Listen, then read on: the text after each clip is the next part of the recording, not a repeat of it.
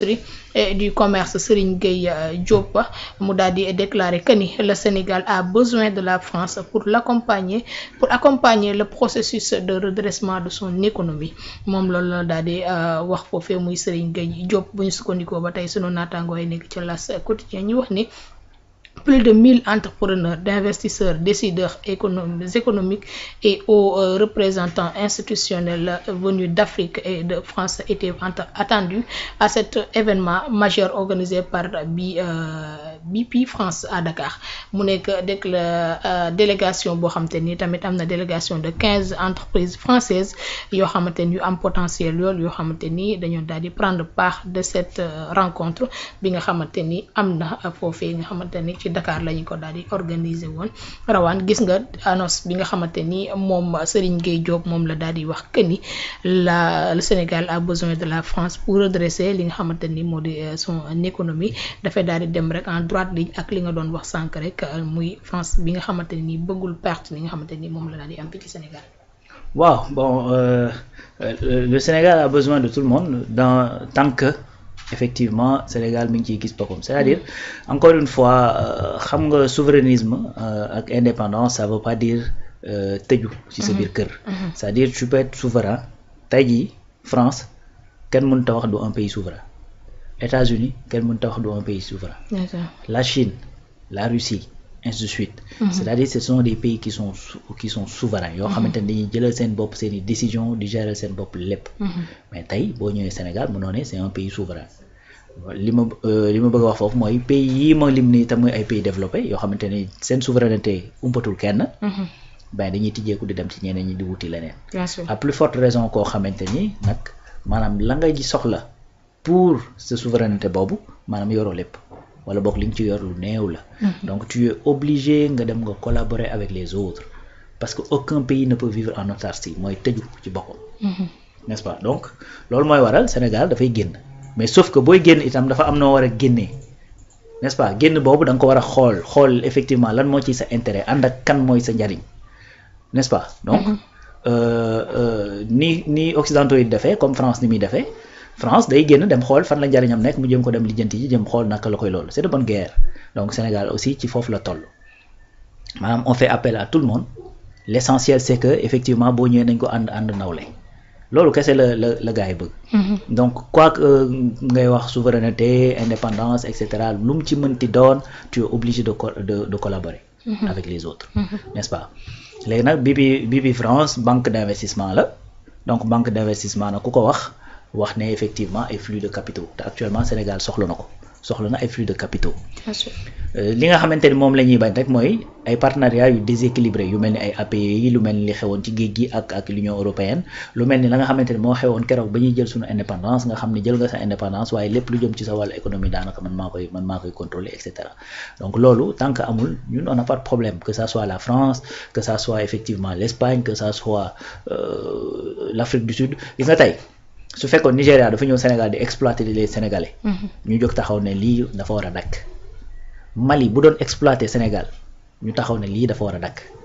donc en vérité c'est-à-dire y a pas amul doo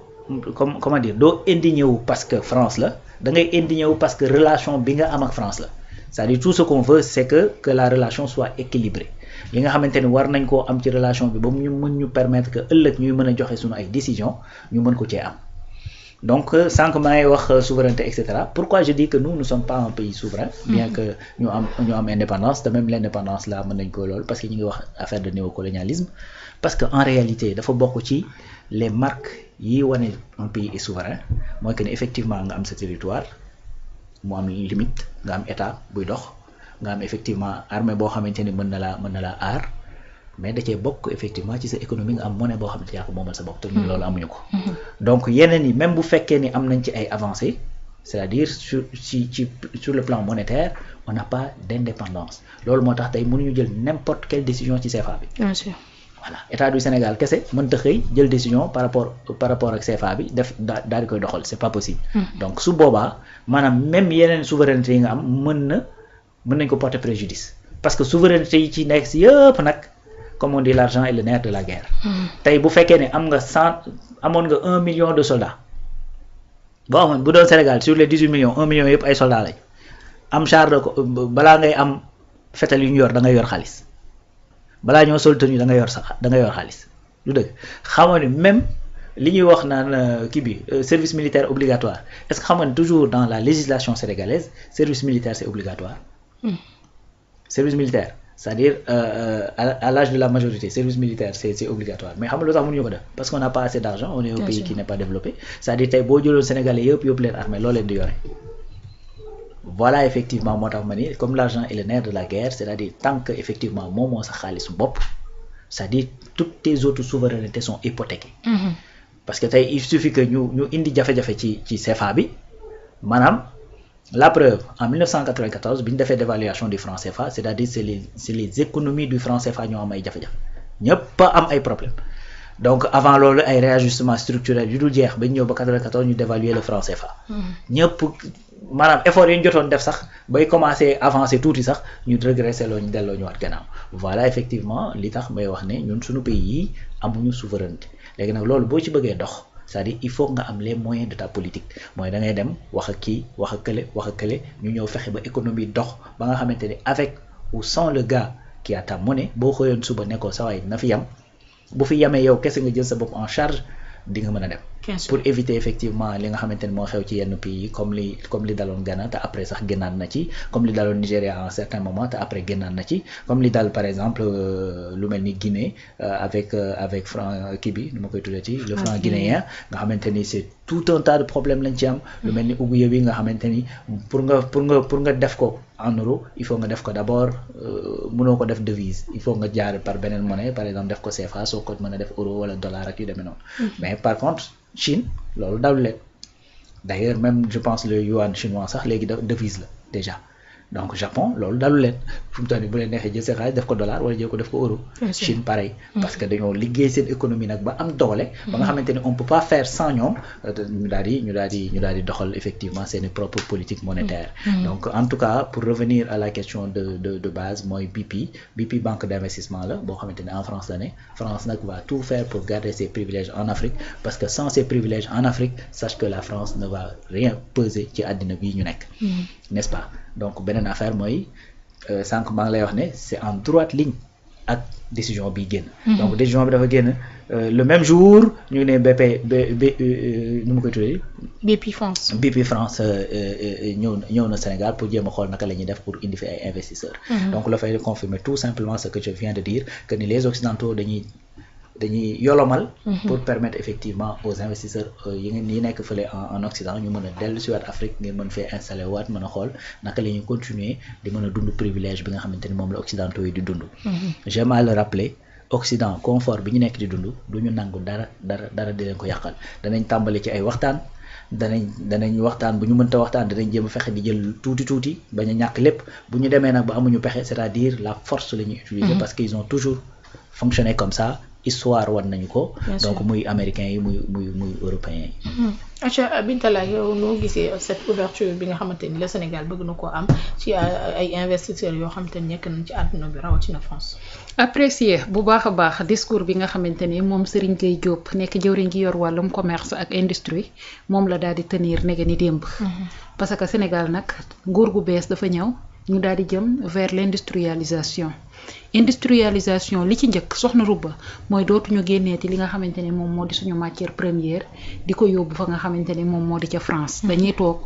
transformer ko fii ci biir réew mi et quand on parle de transformation on parle jëm ci li nga xamante ne moom moo di industrialisation buñ dee wax industrialisation dañuy wax ay usines ay sociétés yu mag yoo xamante ne ne investisseurs yi dañuy ñëw ànd ci ak état du Sénégal implanté wu fii ci dëkk bi li nga xamante ne nii moom moo di matière première bi ñu transformer ko fii ci biir dëkk bi du ñu yem ci transformer ko fi kese mais dafay créer li nga xamante ne nii moom moo di emploi nos jeunes dootuñu jëlati li nga xamante ne nii moom moo di gaal gi di dem fa nga xamante ne moom moo di ca Espagne dootuñu ko jël di dem fa nga xamante ne moom moo di ca France entre autres ngir xooli ci foofu suñu àggee nan la ñuy def dugg ci toolu fraise yi di witt entre autres et que discours bi nga xamante ne Serigne Gueye daal dina ko yëkkati mooy discours bi nga xamante ne dootuñu nangooti di jël suñu matière première matière brute bi di leen ko yóbbul li ñu bëgg mooy investisseurs yi ñëw fii ci diwaanu Sénégal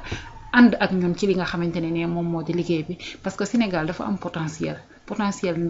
ndaw ñoo xamante ni jàng nañ am nañ xam-xam bi pare nañu pour daal di liggéey et que am nañu âge bi ngir mën a dugg ci li nga xamante ne nii moom moo di liggéey boobu. Soxna Rouba xoolal li nga xamante ne nii tey français yi ñu ngi koy am fii ci Sénégal duñu ko mës a xalaat di ko ñàkk. exemple boo xamante ni ñëpp dañ cee gis seeni bët muy Auchan tey li nga xamante ne nii moom la am fii ci diwaanu Sénégal boo demee dans les autres pays africains yu ci bari amu ko fa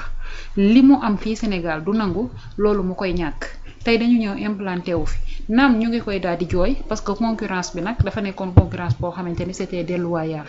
ñu jooy ko wax ko fépp mais boo xoolee d'autre part Sénégal am na loo xamante ne tey jii daal dina ko ciy gagné mooy boo duggee fii ci Auchan yi c'est très rare nga fekk fa un français boo xamante ne moom moo fay nekk employé di fa liggéey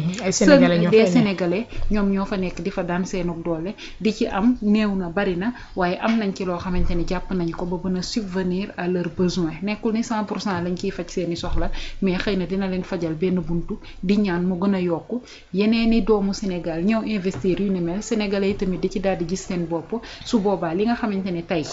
moom moo di suñu ndaw ñooñu dootuñu toogati di wax li nga xamante ni tey moom moo di wàllum xëy mi imaginer lu mel ni benn société français bu mag ñëw fii ci diwaanu Sénégal investir ñu jëm ci li nga xamante ni moom moo di transformer suñu gerte gi su boobaa tey lan lañ doon wax Sonacos lañ doon wax ak li nga xamante ni moom moo di gerte gi diwlin bi saabu bi entre autres mais est-ce que Soxna Rouba réew muy màgg réew mu mel ni Sénégal dañaa war a am benn industrie boo xamante ni rek dafay mel ni benn Sonacos boo xamante ne moom moo fi nekk fii depuis 1960 jusqu'à nos jours est-ce que amul warta am yeneeni usines yu ni mel yeneen usines yoo xamante ne dañuy nekk ci fabrication jëm ci li nga xamante ne moo di savon jëm ci li nga xamante ne moom moo di engrais bi gis nga suñu gerte bi li ñu ci mën a am dafa bari jël ko nag di ko yóbbu li nga xamante ne mënees woon nañ ko fee transformer fii yëpp mu daal di dem noonu dina créer li nga xamante ne ni moom moo di manque emploi et que kañ lañuy daal di jëm vers l'industrialisation et que Serigne Gueye Diop moo tax discours am bi ba mu waxee